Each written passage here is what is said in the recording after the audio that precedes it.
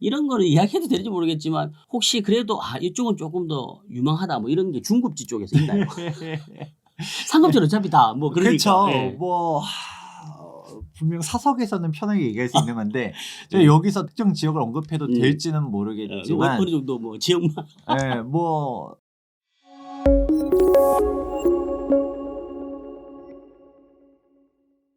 안녕하세요.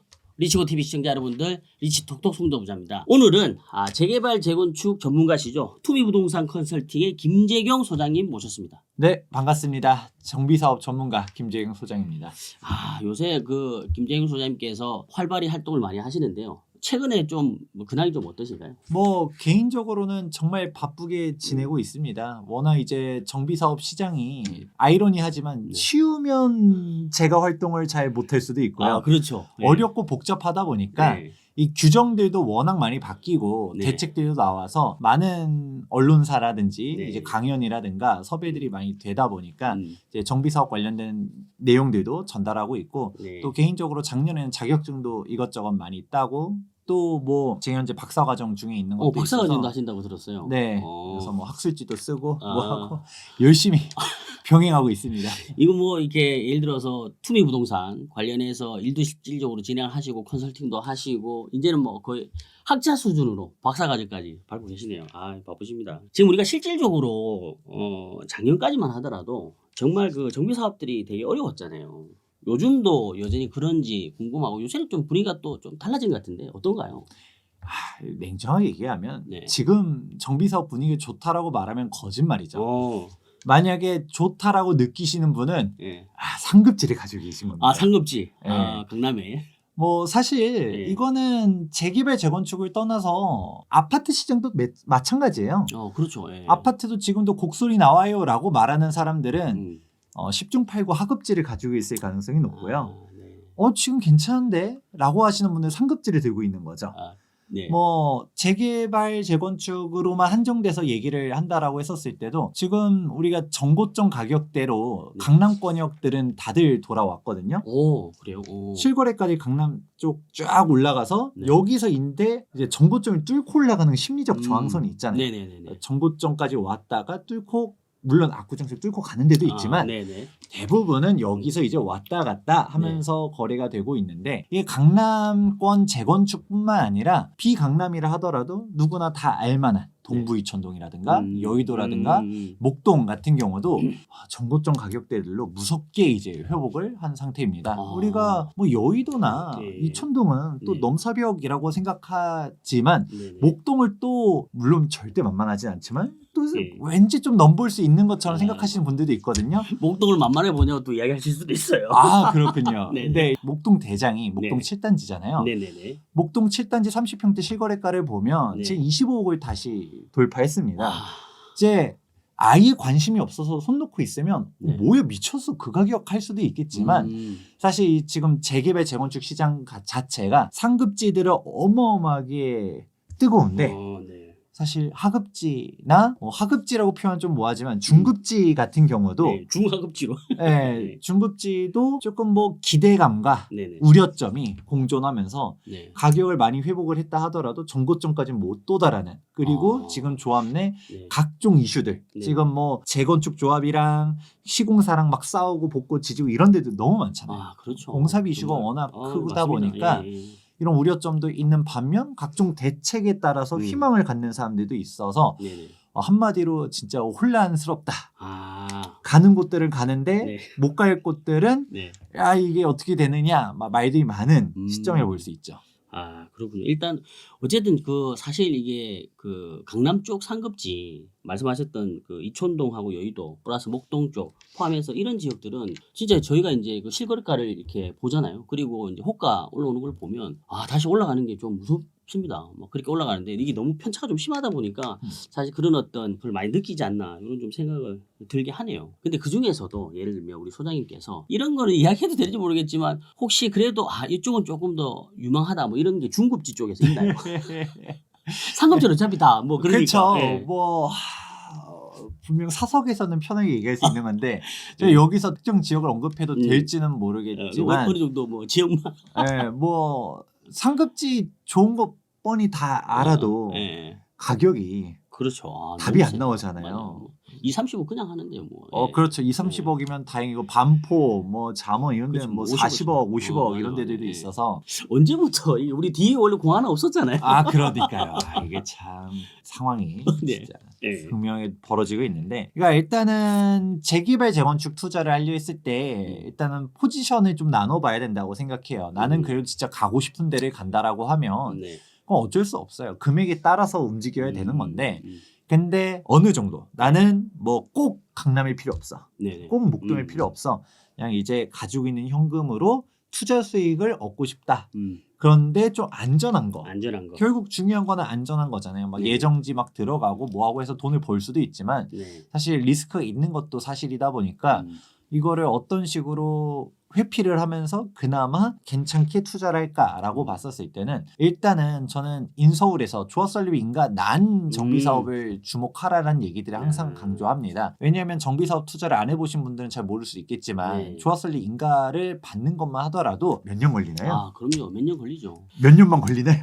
몇 년 걸리겠죠. 그러니까 실질적으로 조합원 설립인가 받는 것 자체가 초기에 설립하는 것 자체가 워낙 기간들도 길고 말들도 많잖아요. 그렇기 때문에 뭐 사실 딱 몇 년 규정할 수 있나요? 뭐 짧게는 몇 년, 길게는 뭐 엄청 많이 걸릴 것 같긴 그렇죠. 한데. 짧게는 진짜 2, 3년 만에 할 수도 네. 있지만 그런 조합이 얼마나 있는지 한번 확인해 보면 거의 없고요. 막 찾아보면 5년도 빠른 거고 5년, 8년, 10년 10년 넘어가는 조합들도 부지기 있습니다. 맞습니다. 그래서 조합설립 인가로부터 완공까지 10년을 보는데 네. 이게 조합설립 인가까지가 얼마나 걸릴지 잘 모를 수 있다 보니까 일단은 정비사업 초보자다라고 하면 꼭 조합설립 인가 난 걸 사셔라라고 말해드리고 싶고, 그럼 조합설립 인가 난 거 누가 좋은 거 몰라서 안 사냐, 비싸서 그런 거잖아라고 하겠지만 우리가 눈높이를 잘 낮춰서 뭐 꼭 낮춘다 해가지고 뭐 경기권 가라 이게 아니라 서울이라 하더라도 상기뉴타운 같은 경우는 아직도 2억대에 투자할 수 있는 매물들도 있어요. 네. 뭐 상기 2구역 같은 경우는 이제 관리처분 총회를 뭐 올해 안에 하겠다라는 말들도 있거든요. 뭐 그런 식으로 마냥 늦지도 않는데 또 상기 얘기하면 뭐 안 좋다가 아니라 네. 그래서 서울 끄트머리 아니냐 맞습니다. 예. 라고 생각하는 예. 사람들이 있어서 네. 그러면 좀 더 이제 눈높이를 좀 더 높여봤을 때 바로 성북구의 장이뉴타운을 볼 수 있는데 장이뉴타운에서도 장이 4구역 뭐 이런 데들은 장이사. 6구역 네. 속도가 빠르고 관리처분인가 낮고 그런 데는 비쌉니다. 네. 투자 아무래도. 금액만 8억 9억 이렇게 되는데 여기서 장이 14구역 15구역 이런 데들은 3억 선으로 투자할 수가 있고 그럼 아까 뭐 상계 보다가 좀만 더 보태면 이렇게 볼 수 있는 네, 거잖아요. 그럴 수 있죠. 성북구로 확 내려오니까 여기에서 진짜 지금 거래가 잘 안 되다 보니까 완전 급매물들은 투자 금액 기준으로 2억 5천으로 할 수 있는 물건들도 종종 나오더라고요. 맞습니다. 예, 그러면 이거는 좀 기회라고 보고 실제로 전에 다 5억 넘게 투자금이 필요하던 곳들이었거든요. 예. 그런데 여기서 조합수익도 낮고 움직이니까 물론 이제 시간을 좀 봐야 됩니다. 4구역, 6구역 이런 데들은 금방 입주하지만 근데 14구역, 15구역 이런 데는 8년, 10년은 봐야 된다는 얘기 하거든요. 그러니까요. 대신 시간에 따라서 그런 차이가 있기 때문에 저렴한 건데 그렇죠. 예. 그렇다고 해서 내가 저렴한 거 하다 완전 초기 지역 가는 거랑은 또 난이도가 완전 다르기 때문에 이런 선에서도 우리가 잘 찾아보면 기회가 있다라는 정도로 말씀드리겠습니다. 이게 확실히 보면 하이 리스크 하이 리턴이잖아요. 근데 어쨌든 이게 조합원 설립인가나 뭐 관리처분인가 같은 걸 할 때 거기에 비례해서 약간 수익률은 이렇게 바뀌니까 그런 부분들 좀 참고하셔가지고 진행하시면 될 것 같습니다. 자, 그러면은 저희가 지난달에 있었던 그 10 대책 발표 관련해서 제가 좀 질문을 드리고 싶은데요. 그때 1기 신도시 선도지구 선정에 대한 이슈가 좀 있었단 말이에요. 이게 보면 기존에 서울에 진행했던 그 신수 통합계획 이게 약간 확장판 같은 느낌인데 이 부분에 대한 거 좀 간단히 설명 부탁드리겠습니다. 이 노후계획도시 특별법에 대한 사항을 조금 말씀드려야 될 것 같은데 이제 신석통합기획의 확장판이라는 표현 쓰셨잖아요. 그런 느낌도 좀 있고요. 좀 더 직관적으로 이해하기 좋은 거는 재건축판 유턴이다 라고 보는 것도 좋을 것 같습니다. 우리가 재개발의 현역들을 다시 한번 살펴보게 되면 원래는 동네마다 재개발 정비구역 지정해가지고 재개발들을 했는데 그렇다 보니까 이게 뭐 아파트는 새로 올라가는데 도로망이 좀 구불구불한 게 그대로 있다든가 학교라든가 뭔가 기반 시설을 넣는 규모가 일정 이상 되면 넣기도 하지만 사실 뭔가 체계적으로 관리가 잘 안 되다 보니까 네네. 광역으로 그 일대를 다 재정비 촉진구역 일명 뉴타운이죠. 네네. 뉴타운 지역으로 지정을 해가지고 싹 밀어가지고 도로 격자도 제대로 깔끔하게 해가지고 도로망도 깔고 상업시설 배치도 하고 학교라든가 공공시설도 배치하고 공원도 놓고 네. 이렇게 해서 정비구역들을 추진하는 게 뉴타운이었는데 네. 이제 재건축은 사실 그런 게 없었습니다. 왜냐하면 재건축 자체가 기본적으로 기반 인프라들이 시설이 있으니까. 괜찮은 곳들에서 네네네. 진행하는 게 재건축이에요. 네네. 실제로 도시 및 주거환경 정비법이 정비사업의 바이블이라고 얘기하는데 정비사업 2조 목적을 살펴보게 되면 재개발과 재건축의 공통점은 노후 네. 불량 건축물이라는 게 공통점인데 네네. 차이점은 기반 시설이 열악한 게 재개발, 기반 시설이 양호한 건 재건축이라고 애초에 법에서 정의가 되어 있습니다. 네네.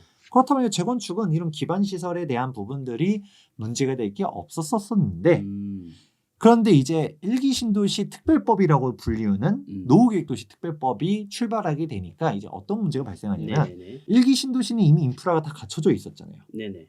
그런데 여기서 종전 용적률이 200% 전후하거든요. 이거를 법에 따르면 뭐 500%도 올려주겠다라고 최대.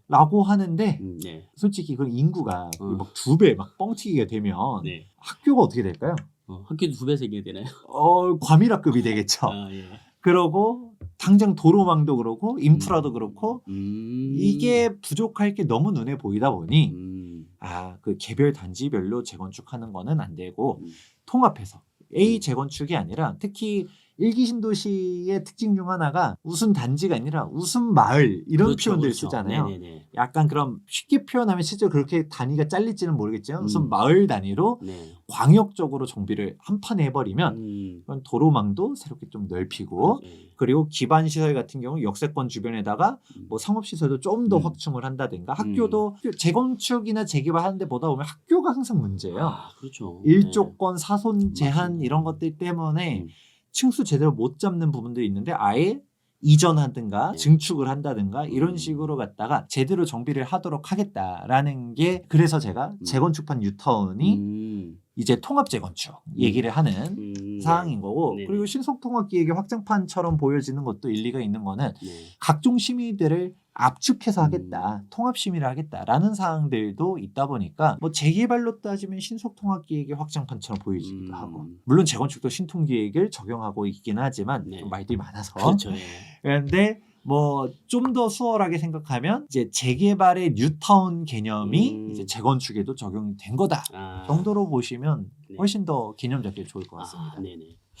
자, 그런데 이게 예를 들면 일기 신도시 중에 뭐 예를 들어서 분당이라고 지정을 한다 보면 분당 같은 경우 리모델링 사업으로 해서 지금 준비하고 있는 데도 되게 많잖아요. 사실 이렇게 되면 기존에 진행하고 있던 단지들과는 어떻게 되는 걸까요? 지금 그래서 네. 참 조심스럽지만 네. 리모델링 조합들이 다 삐걱거리고 있습니다. 그러니까 그럴 것 같아요, 당연히. 예. 뭐 리모델링이 사실 냉정하게 말하면 리모델링 사업이 좋아서 한 게 아니라 재건축하고 싶은데 재건축이 안 그렇죠. 되다 보니까 맞아요. 리모델링으로 선회한 부분들이 많거든요. 네네네. 그런데 이제 재건축 안전진단 이제 유명무실화 됐어. 넣기만 하면 다 통과야. 맞아요. 더군다나 물론 110 대책이 국회 통과까지 되느냐도 지켜봐야겠지만 안전진단 시점도 뒤로 밀어주겠대. 네네. 일단은 먼저 재건축 조합 설립할 수 있도록 해주겠대. 그래 버리니까 우리가 리모델링 하는 이유가 뭐야? 가 되는 거죠. 그러니까요. 그래서 이게 지금 말들이 많습니다. 그래서 리모델링을 추진하려고 하는 곳들은 지금 다 재건축 쪽으로 선회하고 있고 문제는 리모델링 조합이 설립된 곳들은 그러니까 설립된 곳이 문제잖아요. 여기는 참 진퇴양난이에요. 아, 지금 개인적으로는 리모델링보다는 재건축이 낫다라고 말하는 사람이긴 하지만 현실적으로 봤을 때는 리모델링 조합까지 설립됐으면 일단은 못 먹어도 고로 못 밀고 가야 된다라고 생각은 해요. 왜냐하면 이유가 몇 가지 있는데 현실적인 내용들을 설명드리자면 일단은 그게 진짜 어려울 겁니다. 왜냐하면 예를 들어 시공사 선정까지 됐다. 뭐 강남의 모 재건축 단지 같은 경우는 네네네네. 리모델링에서 재건축을 바꾸겠다라고 네. 했더니 그러면 재건축 시공사 선정이 됐어요. 네. 그럼 거기 당장 입찰 보증금부터 그쵸. 시작해서 네네네. 그건 돌려줘야 될 거 아니에요. 네. 근데 그 돈을 또 썼어. 썼겠죠, 당연히. 조합이 막 총회 열고 뭐하고 네. 뭐 제 진실은 모르겠지만 네. 조합이 뭐 횡령을 한 것 같다라는 말들도 있는데 왜 돈의 출처가 안 보이니까 그렇죠, 그렇죠. 그런 얘기들이 나오면서 지금 막 내홍으로 치닫는 곳도 있는데 네. 뭐 설령 횡령은 논외로 친다 하더라도 설령 투명하게 썼다 하더라도 이 돈이 그럼 일단은 돌려줘야 된단 말이에요. 왜냐면 이게 재건축 조합에서 시공사를 바꾸는 거는 또 다른 개념이에요. 네네. 시공사를 바꾸려고 하면 다른 시공사를 선정을 했어요. 그러면 네. 종전 시공사가 아이씨, 소송 걸고 뭐하고 할 때 결국 돈 내놓으라는 거잖아요. 맞습니다. 그럼 예. 새로운 신규 시공사가 돈을 밀어줘가지고 음. 바뀌는 케이스는 되게 많았었는데 네. 문제는 리모델링 조합에서 재건축 시공사를 선정할 수 없잖아요. 그렇죠. 예. 일단 리모델링 조합을 해산하고 네. 재건축 조합 설립을 하고 그 다음에 시공사 선정해야 되는데 그러면 일단은 쓴 지출들은 일단 조합원들이 다시 걷어서 줘야 되는데 그런데 이제 조합원들이 그 돈을 못 걷죠. 그렇죠. 예. 이게 뭐 한두 푼이 아니라 1억씩 내세요라고 하면 그게 될까요? 5천씩 내세요 하면 될까요? 그리고 수출처 당연히 내라고 이야기하겠죠. 조합장이 나쁜 새끼 너가 책임져 하면서 하면 조합장은 자기가 독박 뭐 진짜 잘못한 게 있으면 네네. 뭐 책임을 져야겠지만 네네. 근데 보통 시공사 선정할 때 건설사한테 연대 보증 책임들을 임원들한테 내세우죠. 그럼 본인이 이제 파산하게 생겼으니까 막 지고 복구하고 이런 경우들도 있고 맞아요. 그런 게 없다 하더라도 적어도 시공 선정이 안 됐으면 그나마 조금 그나마 논의의 여지가 있는데 그렇다 하더라도 우리가 또 보는 게 리모델링 조합장이 재건축 조합장이 된다는 보장이 또 없잖아요. 그렇죠. 맞습니다. 예. 그러고 또 지금 재건축해야 됩니다라고 말하는 사람이 순수한 마음에 살 수도 있지만 네. 엎어서 내가 함자리 하겠다라는 맞아요. 사람일 맞아요. 수도 있고 맞습니다. 뭐 물론 모르는 겁니다만 네. 그런 식으로 워낙 이권 다툼들이 있다 보니까 그냥 이게 재건축으로 가는 게 저는 좋다라고 봐도 그 과정에서 파행을 겪고 시간이 지연되면 지연될수록 금융비용 증가하고 맞습니다. 예. 그리고 기회비용 사라지고 네네. 공사비는 계속적으로 증가하고 있잖아요. 네. 그럴 거면 차라리 빨리 하는 게 낫고 빨리 고. 리모델링도 솔직히 그런 게 있어요. 공사비가 싸지도 않아요. 그렇다 보니 재건축 공사비는 리모델링 공사비는 그게 그거거든요. 또 일부 난이도 높은 데든 재건축하는 것보다 리모델링 공사비가 더 들어가는 데도 있어요. 그렇죠. 기본 골조는 또 살려놓고 해야 되니까. 살려놓고 하면 우리가 자원이 덜 들어가야 되는 건 맞는데 네. 그게 안전이나 이런 것을 보강하고 또 지하를 파고 맞아요, 하는데 맞아요. 기술적인 난이도가 높아지다 보니까 그게 돈이 더 들어가면 이것도 저는 역으로 자원 낭비라 보거든요. 맞습니다. 신축이 아니라 세미 신축 만드는 이 돈을 왜 쓰느냐 보지만 네. 그래도 이제 전체적으로 붙는 게 세미 신축도 희소성이 있을 때는 올라가는데 어영부영하면서 조합 내에서 싸우고 붙고 지지고 하다 보면 어떻게 될까요? 이제 진짜 일기신들이 재건축들이 가서 입주를 하게 되면 그때는 사실 안 하는 게 맞는 거예요. 왜? 지금 다 구축일 때 우리는 리모델링이라 하더라도 약간 신축이라 부를지 세미 신축이라 부를지 모르겠지만 세미 신축이 되면 그래도 완전 신축과 그 구축 사이에 어느 가격대를 형성하겠죠. 그렇죠. 네네. 그러면서 이윤이 나오면 거기서 이득을 취하면 되는 건데 네. 근데 이제 구축 밭이던 곳에서 그래도 깨끗하게 지어지면 워낙 좋아지겠지만 재건축들 막 다 진행돼. 막 이제 막 다 여기 막 싸우고 붙고 지지고 하는 동안 그러다가 결론적으로 리모델링 그래도 하자 해서 리모델링 했더니 그때는 완전 신축들이 주변에 그렇죠, 널려 그렇죠. 있어. 맞아요. 예. 그러면 경쟁력이 떨어지는 거죠.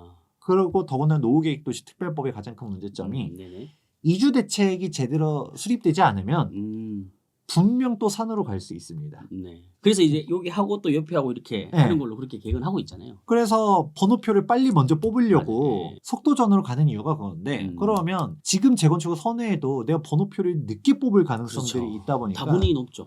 차라리 그냥 리모델링으로 지금 뭐 재건축 가려면 멀었는데 빨리 이주해서 빨리 신축 만들어 놓고 같이 보다가 이제 진짜 재건축들이 입주할 때 되면 내 경쟁력 잃어버리는 그 전에 팔고 나가고 이런 갈아타게 식으로 뭔가 현실적인 부분들이 고려해야 되는데 그런 거 없이 리모델링이 좋아요 재건축이 좋아요 하면 할 말이 없어요. 그러니까 맞습니다. 물론 답은 하지만 재건축이 좋아요 라는 얘기는 하지만 그게 어느 정도까지 단계를 간 곳들은 네네. 돌이키기가 현실적으로 어려운 것들이 있으니까 네. 냉정하게 잘 한번 판단해 보셔라 알겠습니다. 라고 얘기해 드립니다. 네네. 결론은 조합원 설립 인가났거나 아니면은 건설사 선정됐으면 그냥 고 해라. 약간 이런 식으로. 물론 그렇게만 얘기하면 또 저 김재경 이 재건축이 좋은데 또 리모델링 조합편 된다라고 할 수도 있겠지만 네. 현실적으로. 현실적으로 네네. 그리고 조합장이 잘못했으면 빵으로 보내고 그건 당연히 잘못했으면 그럼요. 처벌을 받아야죠. 네네네. 그런데 나는 네. 뭐 현실적으로 잘 생각해 보셔라. 알겠습니다. 그 정도로 정리하면 될 것 같습니다. 자, 그럼 다음 질문 좀 넘어갈 텐데 앞에 질문하고 좀 약간 이어지는 내용입니다. 우리 보면 일기 신도시 선정 도시 중에 일기 신도시에서 많은 분들이 어디 지역부터 먼저 될까 이런 관심 좀 많이 가질 것 같은데 우리 소장님은 어떻게 생각하실까요? 이거는 네. 사실 다들 마음속에서 생각이 이미 있을 거라고 봅니다. 분당이고요. 네네, 분당. 그리고 역시나 다음 평촌이겠죠. 평촌. 우리가 일기 신도시를 5대 신도시라고도 네네. 얘기하는데 일산, 분당, 평촌, 선본, 중동 이렇게 네네. 5군데가 있거든요. 네.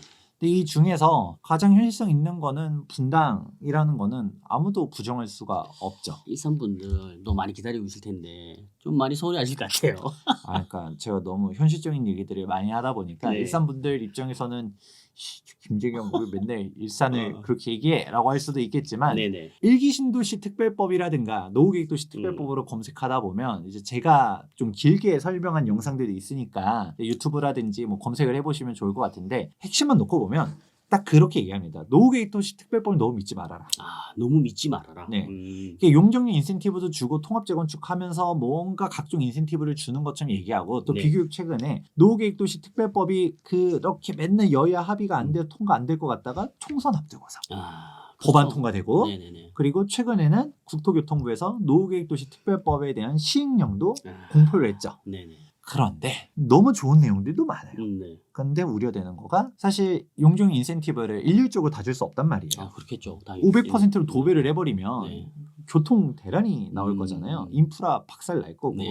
그래서 분명 대중교통에서 흡수할 수 있는 역세권이라든가 아니면 좀 비역세권이 특별한 뭔가의 요건을 맞추면 네. 해줄 가능성들이 있는데 그러면 혜택을 못 받는 단지 주민 입장에서는 역차별 논란이 바로 나올 수 있겠죠. 바로 나오겠죠. 그 앞에서 끊긴 단지 같은 경우는 뭐. 그리고 제가 예언 하나 하건데 예요. 네. 만약에 국토교통부가 됐든 네. 아니면 뭐 국회의원이 됐든 그분들의 자녀든 고위공직자에 관련된 사람들 누군가가 거기 있어. 거기에 집을 소유하고 있어.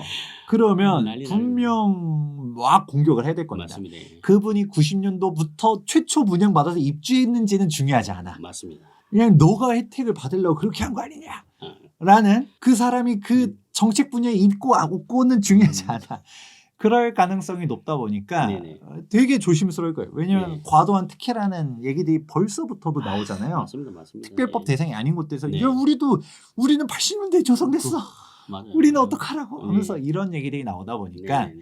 분명 특혜 시비라든가 그 일기 신도시 내에서도 갈등들이 많을 텐데 그래서 지금 사람들은 특혜만 보고 혜택만 보고 있지만 거기에서 초과이익 환수에 대한 부분들도 맞아요. 있어요. 초과이익 환수가 또 클 수 있죠. 예. 그러면 분명 이제 기부 체납이라든지 임대주택이라든지 이런 요건들이 다 있는데 이게 찻대고 포대고 하면 맞아요. 엎어질 수도 있거든요. 공공정비에 대한 영역들을 한번 살펴보게 되면 네. 공공재개발이 2020년도 56 부동산 대책에서 발표가 되었었고 네. 그 다음에 공공재건축이 84 부동산 대책 그러다가 도심복합 사업 같은 경우는 2021년도 2사 대책에서 나왔었는데 네네. 근데 여기서 도심복합은 뭐 재개발 재건축 할 거 없이 말들이 많았었고 네. 그리고 8사 대책의 공공재건축들은 다 망했습니다.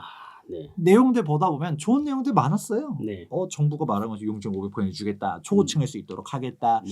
그리고 저금리로 갖다 정책 자금도 네. 이제 대여를 해주겠다. 뭐 인허가 빠르게 해주겠다. 내용들이 있었지만 네. 그때 왜 망했냐? 네. 계산해본 거죠. 시뮬레이터 돌려봤더니 임대주택 늘어난 용적률 절반 가져가겠대. 언뜻 보면 합당하잖아요. 네네. 원래 내가 못 받을 거에서 받을 용적률에서 절반은 기부 체납한다 생각하고 그렇죠. 네. 절반에 대해서 일반 분양 세대가 늘어나면 사업성이 개선되는 건 맞는데 네. 문제는 이게 분양가 상한제 적용돼. 그리고 지금은 강남, 상권, 용산 빼고서는 분양가 상한제가 풀렸지만 네네. 그래도 허그 분양 보증 심사 통제 대상이 되는 거고 그리고 이제 LH나 SH가 같이 들어가다 보니까 괜히 또 막 위심의 눈초리로 보는 것들도 있고 맞습니다. 또 무엇보다 재건축 초과이익 환수제가 그대로 적용됩니다. 그렇죠. 네. 그러니까 이거 해가지고 과밀돼서 내 네. 대지지분 줄어들고 네. 임대주택 열심히 지어놨더니 남는 것도 없다. 이럴 바에는 공공 안 한다가 됐거든요. 네네. 그래서 분명 욕을 먹을 수는 있지만 일기 신도시 정비가 제대로 되려면 네. 과도한 특혜다라는 헤드라인이 네. 대서특필 될 정도로 과감하게 지원을 해줘야 된다고 봅니다. 아, 과감하게. 네. 아. 분명 누군가는 욕을 먹을 수밖에 없어요. 음. 분명 이 영상을 보시고 계신 시청자분들도 네. 아 특혜다 막아야 된다라고 보시는 분들도 있겠지만 그러면 일기 신도시 재건축으로 산으로 갑니다. 아. 근데 네. 그 과감하게 해줘야 된다 보지만 분명 그렇게 못할 가능성도 높아요. 아, 그렇겠죠. 왜냐면 네. 법은 만들어놨어도 이거 지금 총선 앞두고서 통과시켜 준 거지. 음. 금배지 달고 나면 뭐 나 모르는 거고. 아, 그럴 수 있죠. 네. 그리고 또 반대하는 시민들도 시민 아닌가요? 맞습니다. 그렇다 보니까 네네. 내가 못 먹으면 너도 못 먹어라는 아. 억하심정 가지고 있는 사람들이 워낙 많다 보니까 네네. 사실 그게 산으로 갈 수가 있고 네. 그러면 원점에서 재검토해야 되는 거죠. 음. 특별법에만 기대는 게 아니라 특별법이 없어도 될 수 있는 곳에 투자를 해라. 음. 그러면 근본적으로 사업성이 높은 곳 혹은 우리가 분담금 납부 능력이 있거나 입지가 좋은 곳 네네네. 그런 곳을 가면 결국은 분당이에요. 왜냐하면 분당 내에서 사업성 좋은 곳들이고 물론 일산도 사업성 좋은 곳들이 있습니다. 그런 데들은 당연히 갈 거예요. 네네. 대지지분 괜찮은 곳들 우리가 일기 신도시 대부분 용적률 200%예요. 대지지분이 낮아요 하지만 의외로 네. 대지지분 괜찮은 곳들도 아, 많거든요. 네네. 그런 데들은 갈 겁니다. 그런데 사업성이 안 좋아. 음. 그러면 입지가 좋으면 네. 어떻게든 갈 수가 있어요. 왜냐? 단적인 비교를 한번 해드리자면 지금 공사비가 어마어마하게 올라갔습니다. 네네. 2, 3년 전만 하더라도 평당 300에서 500선에서 건축할 수 있었는데 네. 지금은 7, 800선이고 근데 서울에서 지금 시공사 선정하는 것들 보다 보면 이젠 700선도 어렵다는 얘기들을 해요. 네네. 800은 기본적으로 깔아야 되고 네. 여의도 공작 아파트 재건축은 물론 여기는 세대수도 그렇게 많지 않고 초고층으로 가고 고급화 가는 특징은 있어도 네네. 평당 1000만 원도 찍었거든요. 아, 그렇구나. 그러면 이제 앞으로 네. 2, 3년 뒤에는 일반적인 아파트도 평당 1000만 원 시대가 올 거란 얘기를 합니다. 아, 네네. 그러면 현실적으로 일반 분양 사업성이 별로 안 나오면 네. 1인당 분담금을 5억, 6억 납부하는 거를 기본적으로 깔아야 되는 시대가 올 거라고 저는 얘기를 해요. 네네. 그러면 여기서 분당 사람들이 분담금 5억을 부담했을 때의 체감 부담이랑 네. 일산 분들이 5억 분담금이에요 했었을 때 체감이랑 어떻게 차이가 날 것 같아요? 차이가 아무래도 날 수 있죠. 일단 기본 아파트에 대한 금액 자체가 좀 다를 수 있으니까 좀 많이 날 것 같습니다. 그게 단적으로 분당 옆에 판교 지켓이 20억이 넘어가죠. 네네. 그러면 우리가 분당에서 재건축할 때 5억을 내더라도 그래도 하자라는 의견들이 많을 수 있겠지만 일산은 조금 다른 게 아직도 강 건너에 검단, 한강 또 저기 파주 운정 이런 데는 아직도 4억에서 5억에 분양하는 단지들이 있는데 맞아요. 예. 5억이면 내가 그냥 거길 가지. 맞아요. 물론 입지가 다르죠.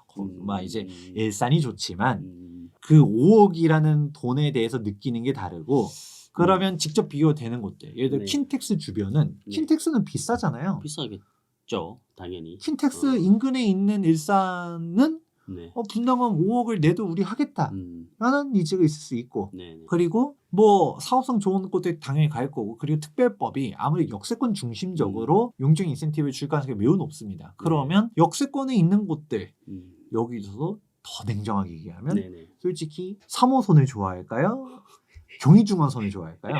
저는 개인적으로 사무소 할 것 같은데요.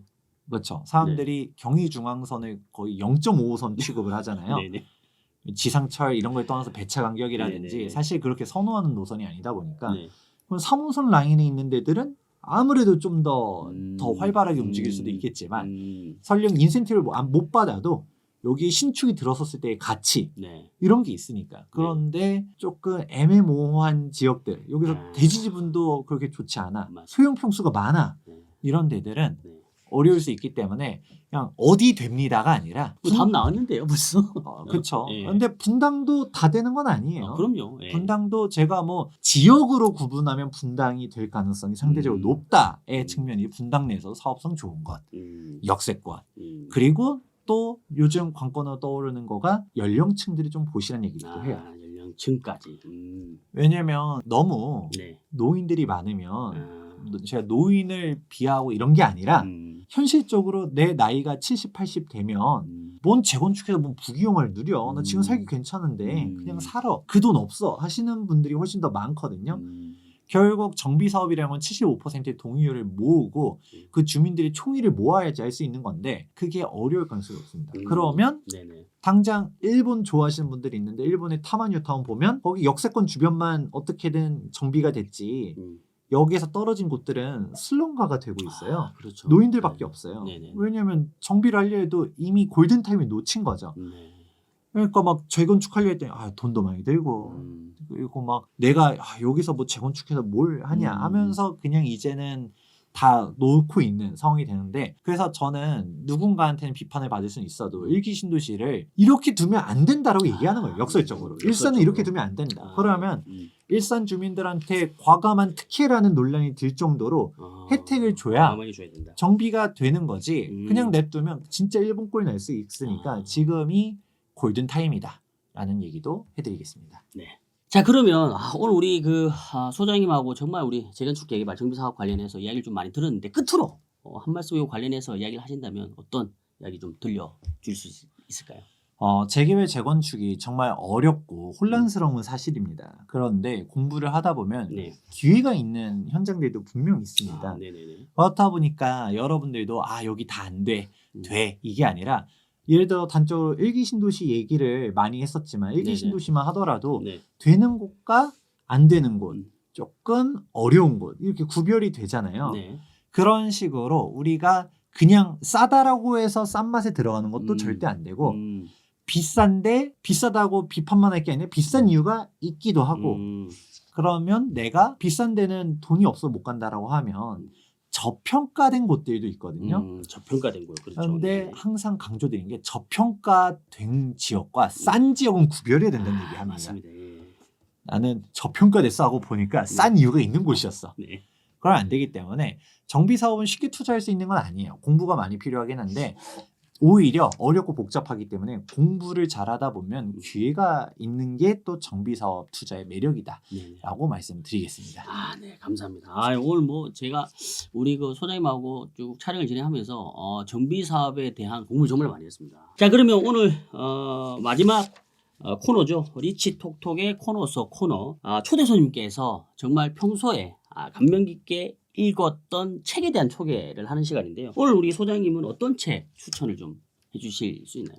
제가 추천드리고 싶은 책은 아웃라이어라는 책을 소개시켜드리고 싶습니다. 네네네네. 이 책이 제가 대학생 때 처음 접해가지고 감명 깊게 읽고 아예 구매를 해서 집에서 소장을 하고 있는 책이에요. 근데 이 책은 아웃라이어라는 책 제목은 못 들어봤어도 한동안 유행이 됐었던 이 단어는 들어봤을 겁니다. 일명 1만 시간의 법칙. 1만 시간의 법칙 알죠. 너무 유명한 얘기잖아요. 예. 자, 이 내용이 이 아웃라이어 책에서 있는데 이 책 내용을 읽다 보면 초반에는 약간 환경적인 내용들이 되게 많아요.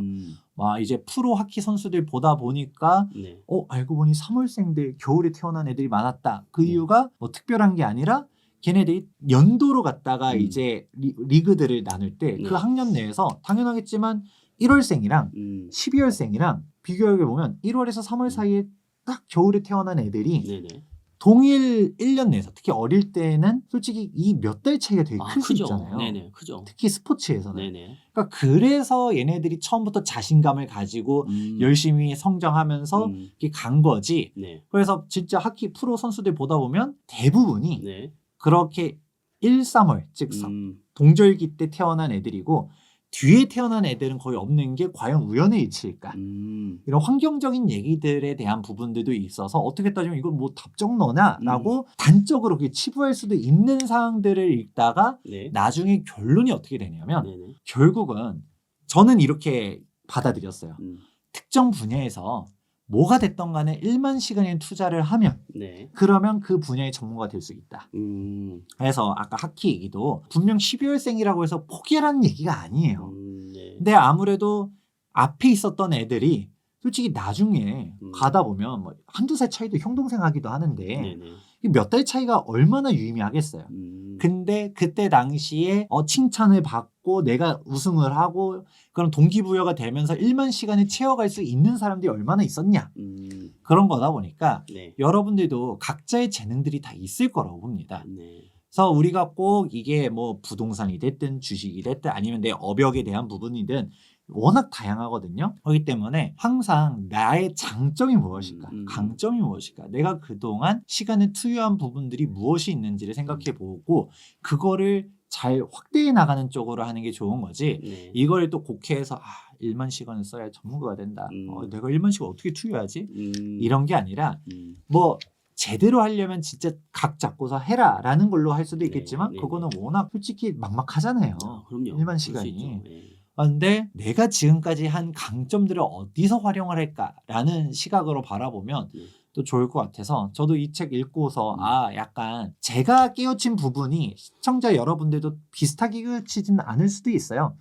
이 똑같은 책을 아마 그런 의미로 쓰지 않았을 수도 있고 저는 그렇게 받아들였었는데 내용들도 워낙 사료 위주로 하면서 재밌는 이슈들이 많아서 되게 재밌게 읽히고 그리고 그걸 읽었었을 때 저는 얻는 감명적인 부분들도 있었다 보니까 네네. 그래서 이 책을 추천했습니다. 알겠습니다. 저도 아웃라이어고 한번 읽어볼 수 있도록 하겠습니다. 오늘 우리 소장님하고 이렇게 이런저런 이야기를 많이 나누는데 이 오늘 영상을 보시는 분들도 재건축 재개발 지금 현재 상황에 대한 거를 좀 제대로 파악할 수 있지 않을까 이런 생각이 좀 듭니다. 아무튼 이번 영상도 부동산 투자하실 때 참고 많이 하시고요.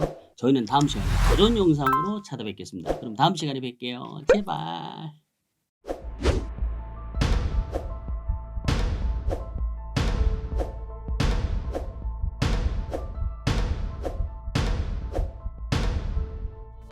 내년부터 본격화되는 이 세금 때문에 트리거가 시작이 돼서 거래량 데이터에서 그런 징후들이 보이고 있습니다. 서울의 아파트 시장은 올라갈 에너지는 없고 22년서부터는 이제는 보합이나 하락으로 내려갈 가능성이 많고요. 10년에 한 번 정도 있을까 말까 한 절호의 매도 기회가 왔다.